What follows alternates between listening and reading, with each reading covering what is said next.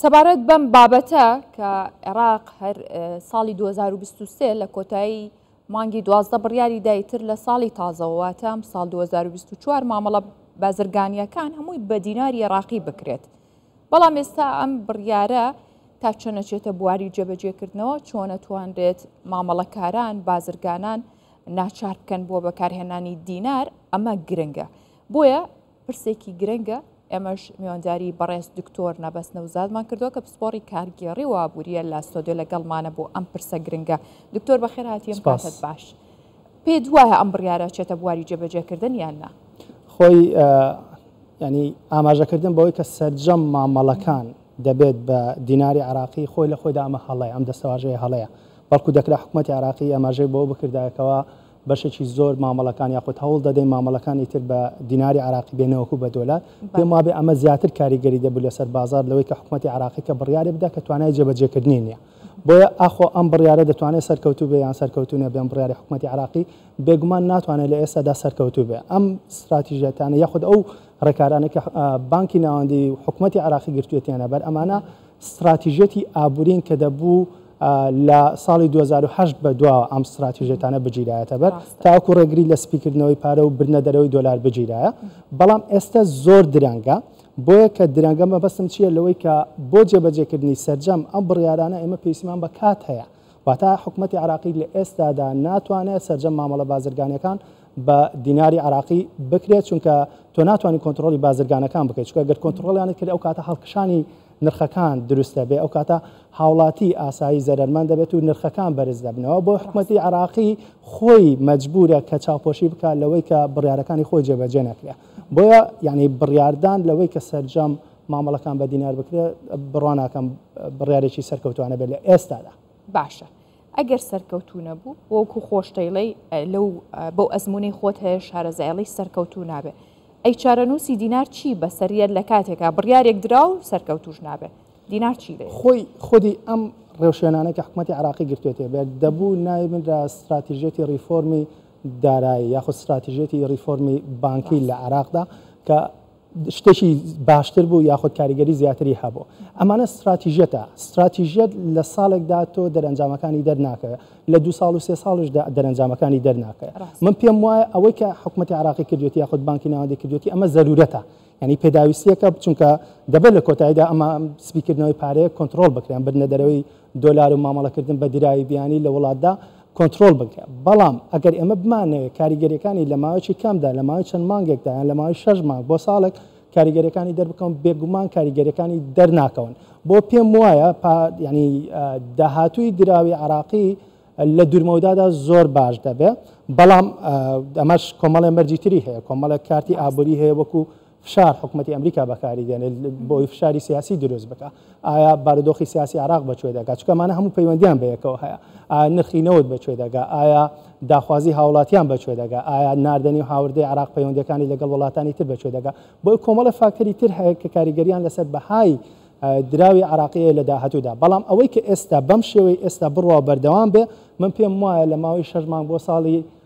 بۆ ساڵێکی تر دەکرێت تا ڕادەیەک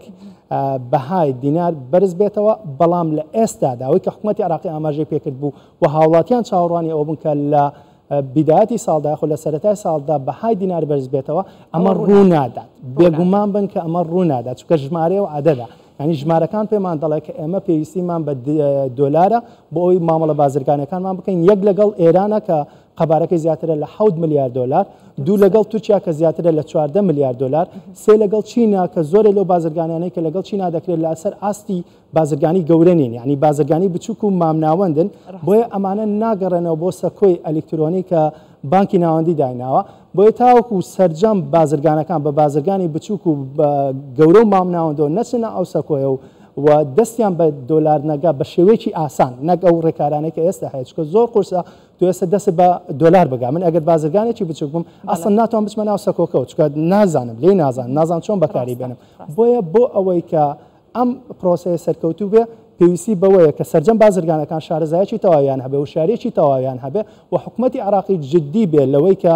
هەموو ئەمانە بەشدار بن لە پرۆسەکان، نەوەکو چەند بازرگانێک. ئەوەی کە ئێستا هەیە بەداخەوە خەریکە دەبێتە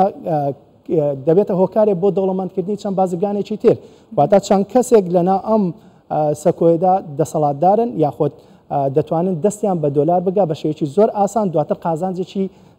ینی بێشماری لێ بکەن بۆ ئەمە دیسان ئەمە کێشەیەکی تر دروست دەکات کە وا دەکات کە حکوومەتی عێراقی ناتوانێت بە خێرایی لە هەوڵەکانی سەرکەوتوو بێ بۆیە تاوەکو سەرجەم بازرگانان نەچنە ئەم سەکۆیە کە مەحاڵە بۆچی مەحاڵە چکە کللتوری هەیە لە عێراقدا کە گەندەڵی و پارەسپیکردنەوە و بردنە دەرەوەی دۆلار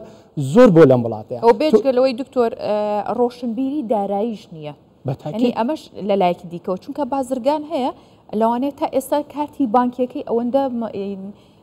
دیجیتال یاخود پێشکەوتوو نەبێ بە پێی سەردەم نەبێ هەر باوەڕی پێی نەبێ ئەجامەش کێشەیەکی دیکەیە لایەکی دیکەوە کێشەیەکی کە لە عێراق هەیە ئەویش کەمی بەرهەمی ناوخۆیە یعنی ئەوەندە وڵاتێکی بەرهەمدار نییە کە بۆ هەر کاڵایەک پێویستی بەوە نەبێت لە دەرەوە هاوردێکە بەڵام لەم کاتە ئەوە ئێران تورکیا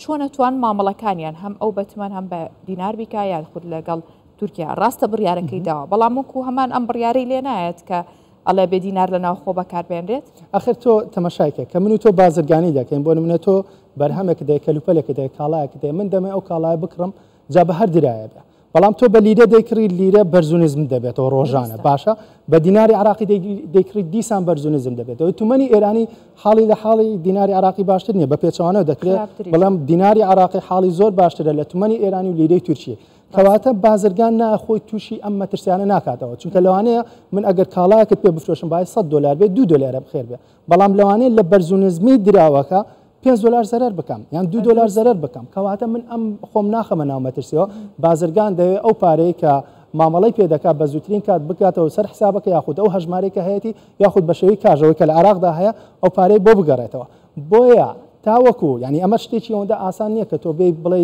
من مامەڵەکان بە لیرەی تووچی دەکەم دواتر ئەو ڕێکوتنێک کە لەگەڵ حکوومەتی تورکیا شاکراوە ئاماژە بۆ ناکە کە تەواو 100%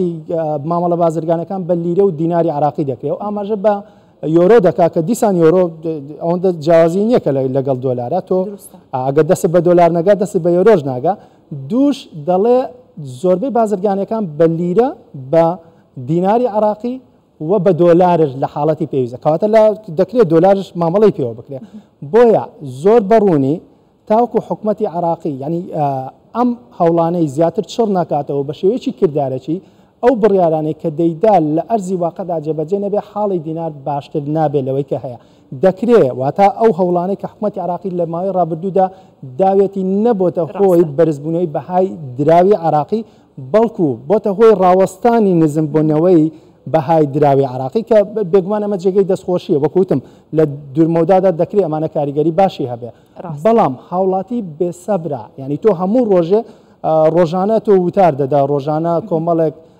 لە میدیاکانەوە کۆمەڵە ڕاگەاندنکار کۆمەڵە پەرلەمانتار کۆمەڵە بەرپرسی عراقی کۆمەڵە مژدە دەدەنە خەڵکی وای لێ هاتووە ئەو مژدانە هیچ بەهایشی نەماوە چونکە ئەمڕۆکە کە 3 مانگە حکوومەتی عراقی کە خەڵک چاوەڕوانی دەکرد لە ڕێگەی بانکە تایبەتەکانەوە کە ئەمە ناکرێ مەشیان دیسان قورسە توانای بانکەکان زۆر لاوازە